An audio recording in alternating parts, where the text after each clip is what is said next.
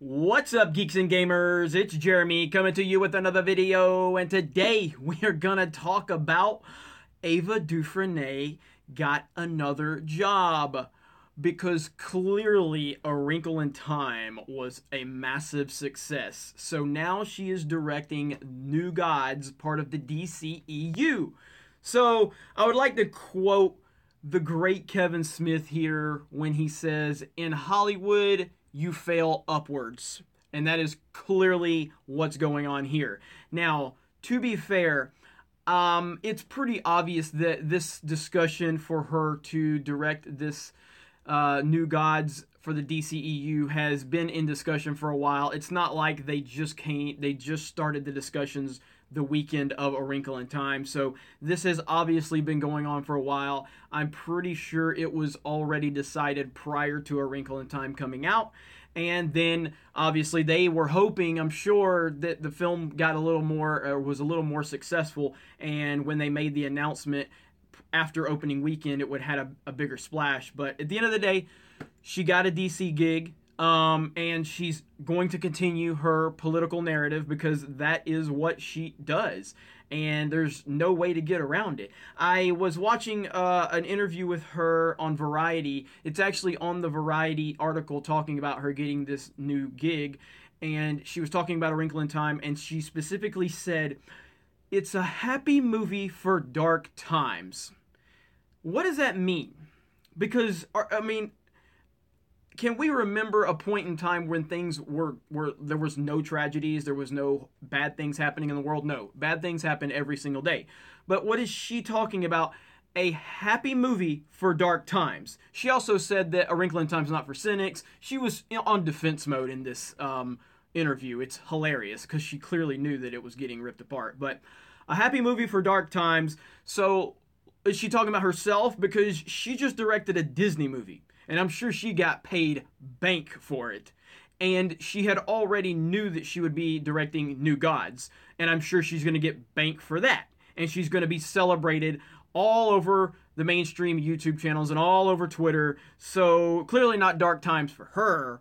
So it must be because of her politics. And let's look at the facts to see exactly how dark the times are. So she likes to talk about gender and race, right? Okay, so let's talk about race for a minute. The African American unemployment, this was reported on NPR in early January. The African American unemployment hit a new record low in December. The unemployment rate for Black Americans is currently 6.8%, the lowest level recorded since the government started keeping track since 1972. And the Hispanic employment rate is down a point over last year. It was 4.9% in December, down from 5.9% in December of 2016. That is close to a new record low.